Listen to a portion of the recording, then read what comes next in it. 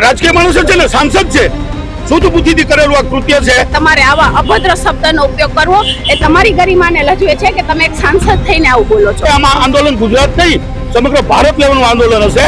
હિન્દુ મુસ્લિમ જે એકતા ધીમે ધીમે વધી રહી છે એમને નુકસાન પહોંચાડવા માટે આ કૃત્ય કરવામાં આવી રહ્યો એવું લાગી રહ્યું છે. લોકશાહીમાં કોઈ પણ માણસને બોલવાનો હક છે એટલે એનો અર્થ એવો નથી કે ઇતિહાસ સાથે તમે આવા ચેડા કરો. લોકસભાની અંદર સમાજવાદી પાર્ટીના સાંસદે કરેલી એ ટિપ્પણીને લઈને હવે સમગ્ર ગુજરાત નહીં પરંતુ દેશભરની અંદર રોષ ભભૂકી ઉઠ્યો છે. લોકસભાની અંદર સમાજવાદીના સાંસદ કે જેમણે રાણા સાંઘા ઉપર વિવાદિત નિવેદન આપ્યું અને ત્યારબાદથી સમગ્ર દેશની અંદર અલગ અલગ જગ્યા ઉપર આવેદનપત્ર આપવાની કામગીરી ચાલી રહી છે. તેવામાં હવે ક્ષત્રિય સમાજ એ રાજકોટની અંદર પણ વિરોધ નોંધાવી રહ્યો છે. નમસ્કાર, આપ જોઈ રહ્યા છો ન્યૂઝરૂમ ને આપની સાથે હું છું પ્રદીપ. રાજકોટની અંદર ક્ષત્રિય સમાજના સામાજિક આગેવાન પીટી જાડેજા સહિત સામાજિક આગેવાનોની સાથે સાથે ક્ષત્રિયાણીઓ પણ મેદાને આવી અને જિલ્લા કલેક્ટર કચેરી ખાતે બહુમાળી ભવન ખાતે વિરોધ નોંધાવવા માટે તમામ લોકોએ પહોંચ્યા હતા.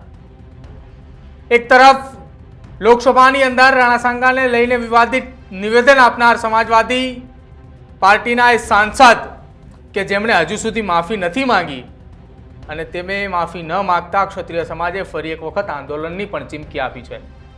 ગુજરાતની અંદર છેલ્લા કેટલાક દિવસોથી ઉગ્ર વિરોધ પ્રદર્શન એક ક્ષત્રિય સમાજ દ્વારા કરવામાં આવી રહ્યું છે.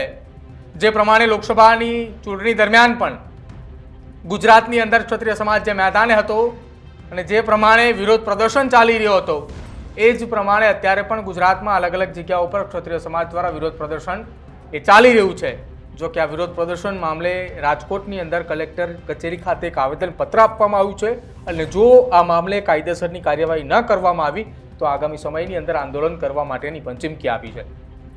શું કહ્યું ક્ષત્રિય સમાજના આગેવાન પીટી જાડેજા અને કોંગ્રેસના મહિલા આગેવાન અને ક્ષત્રિય સમાજના મહિલા અગ્રણી નૈનાબા જાડેજાએ એ પણ સાંભળો.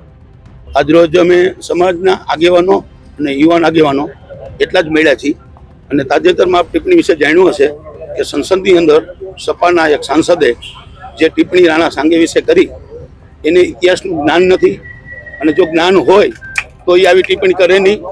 અને લોકશાહીમાં કોઈ પણ માણસને બોલવાનો હક છે એટલે એનો અર્થ એવો નથી કે ઇતિહાસ સાથે તમે આવા ચેડા કરો.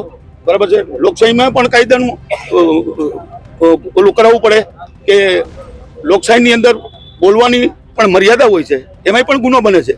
બરાબર છે. ભારત સરકારમાં અમે રજૂ કરશું અને રજૂઆત કરશું કે ભાઈ કાયદો બનાવો.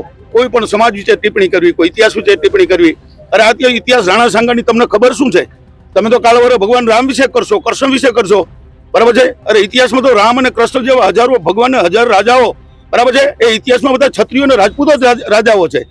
ઇતિહાસ તમારા કોઈના છે નહીં એટલે ઇતિહાસ સાથે તમારે આવા ચેડા કરવાના અને આવું સાંસદમાં આ નિવેદન કરવાની જરૂર છે.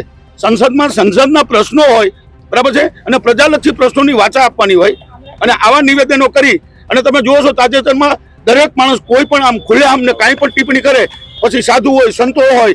બરાબર છે. સાધુ સંતો પણ ભગવાન કૃષ્ણ વિશે આમ કહે, રામ વિશે રાજકારણીઓ માણસો આ રીતે આમ વાત કરે તો એ તો બરાબર નથી ને. અરે તમને ઇતિહાસની ખબર શું છે? હું તો તમને ખાલી 500 વર્ષના ઇતિહાસનું કહું છું કે જ્યાં મહારાણા પ્રતાપ ને શિવાજી ન હોત, બરાબર છે, કે પૃથ્વીરાજ ચૌહાણ કે રાણા સાંઘા ન હોત કે કુંભા ન હોત તો આ હિન્દુ રાષ્ટ્ર ન હોત. હજારો રાજપૂતાણીએ જોહર કર્યું છે. પદ્માવતી મા વખતે 16,000 રાજપૂતાણીએ જોહર કર્યું છે, 13,000 રાજપૂતાણીએ જોહર કર્યું છે, 7,000 રાજપૂતાણીએ જોહર કર્યું છે. ત્યાં 25,000 રાજપૂતાણી જીવિત હોત તો આ ક્ષત્રિયોની સંખ્યા મારી દ્રષ્ટિએ અત્યારે 500 થી 700 કરોડ હોત. થોડા સમય પહેલા પણ ક્ષત્રિય સમાજે આખું આંદોલન કર્યું હતું.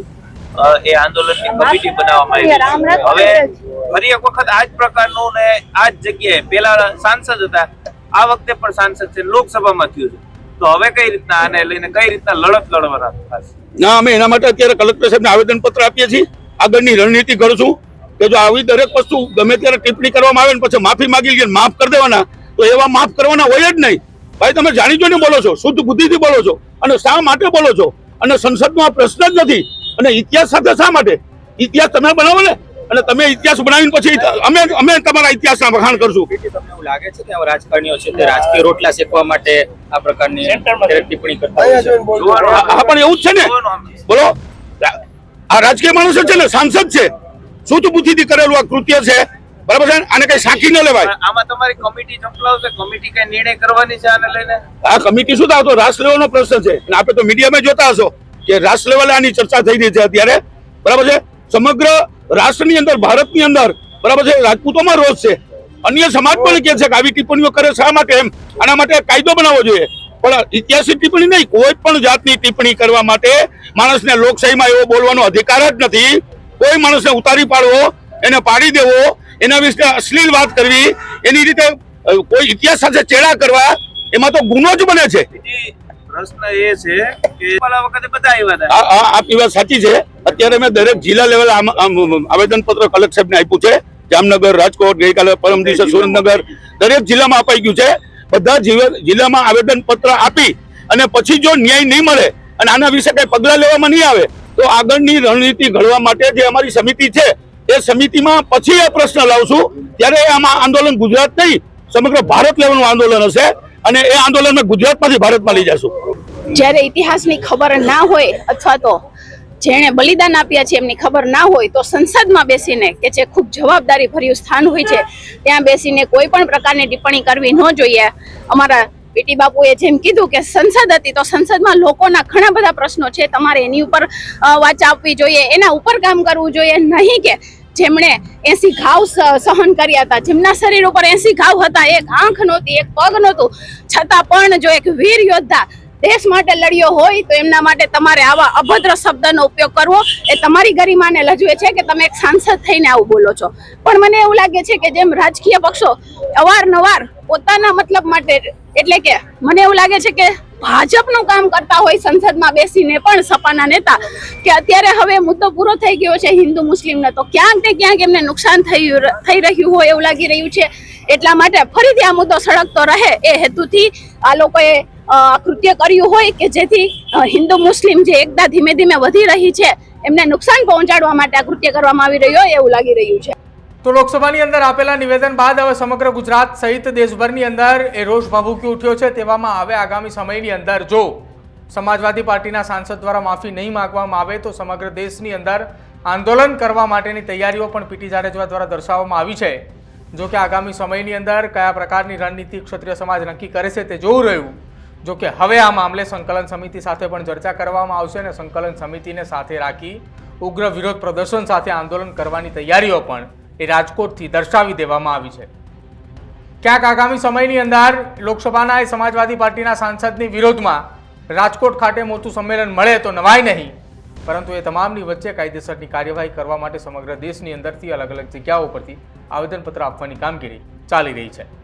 તમારું શું માનવું છે ક્ષત્રિય સમાજના વિરોધને લઈને તે ખાસ અમારા કમેન્ટ સેક્શનની અંદર જરૂર જણાવજો. જોતા રહેજો ન્યૂઝરૂમ. નમસ્કાર.